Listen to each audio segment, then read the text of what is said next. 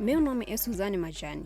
Trabalho com a IPAS Africa Alliance como conselheira de política regional. IPAS Africa Alliance é uma ONG que trabalha no acesso a serviços de aborto seguro e também a contraceptivos. Trabalhamos em toda a região da África. Estamos baseados em vários países e também apoiamos países que precisam ter acesso a serviços de aborto seguro e contraceptivos.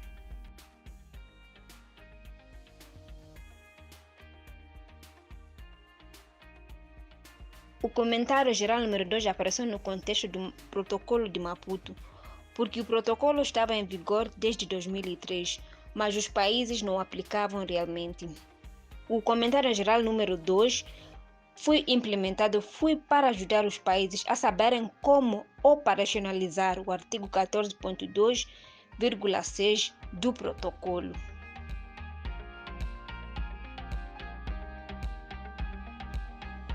Trabalhar com a Comissão Africana foi um processo muito interessante. No processo de trabalharmos com a Comissão, tivemos um circuito de 3 ou 4 comissários.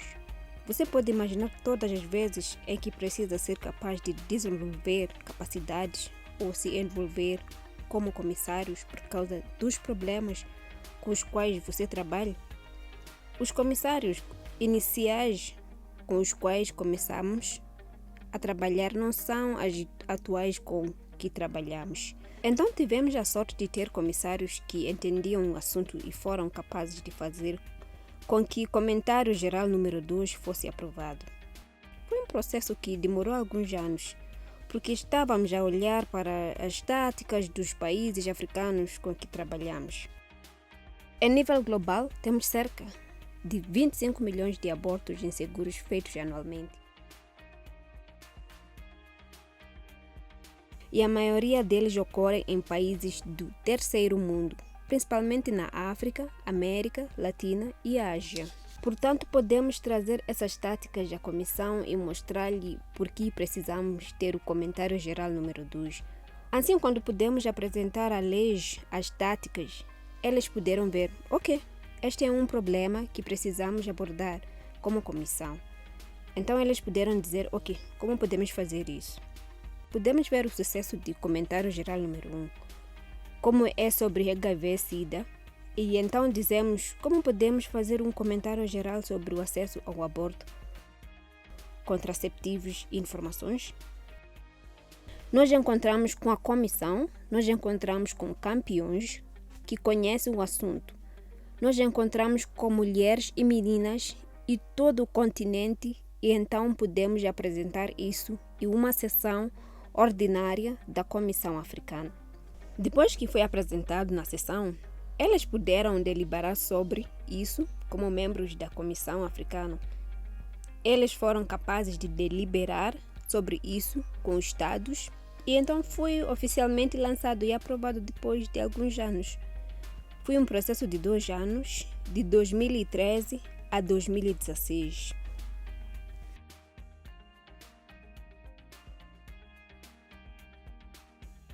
Eu diria que o impacto do comentário geral foi duplo. Houve descriminalização do aborto em alguns estados. Por exemplo, a descriminalização do aborto em Moçambique durante o período do comentário geral.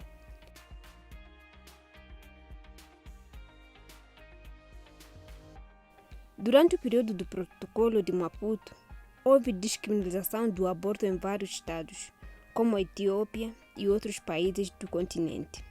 Também vimos, após o comentário geral, países que agora estão abrindo ou liberando suas barreiras de acesso ao aborto seguro, sejam questões de custo, sejam o consentimento do cônjuge ou tutor, sejam os prazos nos estabelecimentos.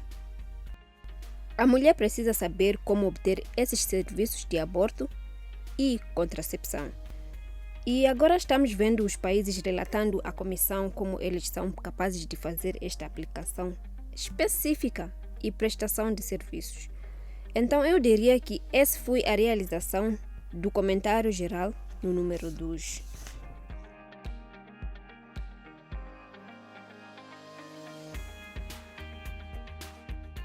O que é lamentável é que a Comissão não tem sido independente por si. Então você descobriria, por exemplo, um comissário vier do Quênia. E isso não quer dizer nada sobre nenhum dos comissários que vieram do Quênia, porque recebemos alguns. Mas se um comissário vem do Quênia, se ele sente que precisa ter essa fidelidade ao seu país e ao que seu país expõe,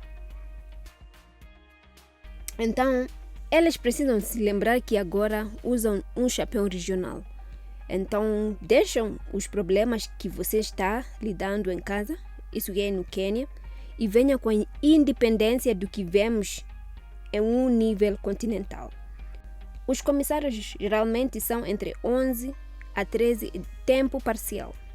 E muitas vezes você os encontrará tendo esse desafio ou tendo esses conflitos de interesses, que eles querem lembrar que o que está acontecendo em casa para poder continuar com seu mandato para a comissão, bem como para se preparar se eles precisam ser reeleitos ou devolvidos à comissão.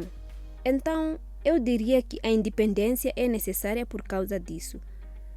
Pela necessidade de ter pessoas que julgam independentemente sobre um caso independente quando exerce o seu mandato na comissão. Também precisamos de uma comissão independente por causa da questão do financiamento. Às vezes porque um comissário sente essa pressão de União Africana. Eles sentem que às vezes precisam ser capazes de ter essa fidelidade a um órgão geral da União Africana. Porque vou dar um exemplo de, infelizmente, quando a comissão deu um status de observador à coalizão de lésbicas africanas, eles deram-lhes o status de observador, mas retiraram devido à pressão da União Africana. Então podem ver a falta de independência aqui, porque a comissão entende a necessidade de tal coalizão ter o status de observador em seu nível. Mas por que a União Africana os pressionou? Se você não fizer isso, quais seriam as consequências? Então é por isso que você precisa de uma comissão independente, tanto para protegê-la da pressão do Estado, quanto da pressão da própria União Africana.